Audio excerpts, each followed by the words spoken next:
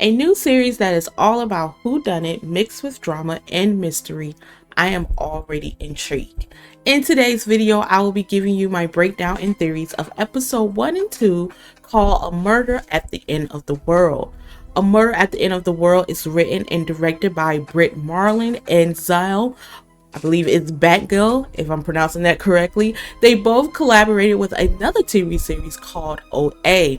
The murder mystery centers on Darby Hart, which is played by Emma Corrin, a 24-year-old hacker sleuth referred to as a Gen Z Sherlock Holmes, who is invited to attend a reclusive billionaire's secret retreat after publishing a true crime memoir, chronicling how she and her then boyfriend Bill, played by Harris Dickinson, solves a string of serial murders as teenagers.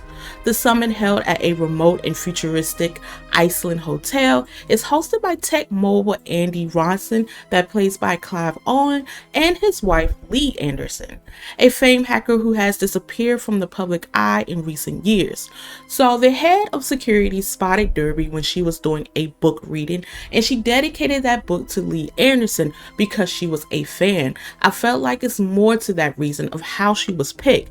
Now, there are some characters in this series that felt like they were picked by either Lee or Andy, but who actually picked Darby? We know that Bill was picked by Lee, and I think that they may had a secret relationship.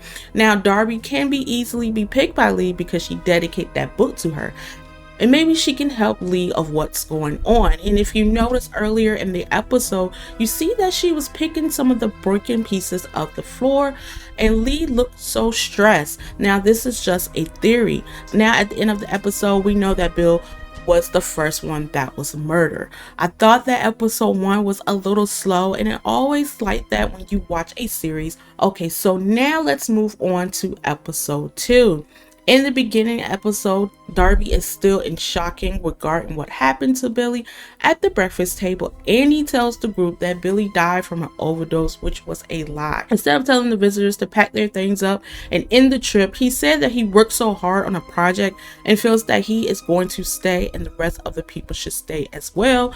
And you know that the people agreed. Now, I don't think he wants them to leave from that hotel. Andy is already a suspect along with Lee. The reason why I say Lee, because she was in Billy's room trying to look for something. What that is, I don't know. And then again, Darby did confront Lee regarding what she was looking for, and she said she was looking for signs because Billy overdose was strange. I'm not buying that whatsoever. Darby just let it roll off her shoulders. But Lee also mentioned, if you're going to hack the system, don't get caught. So it seems like Lee wants Darby to solve the murder of Billy.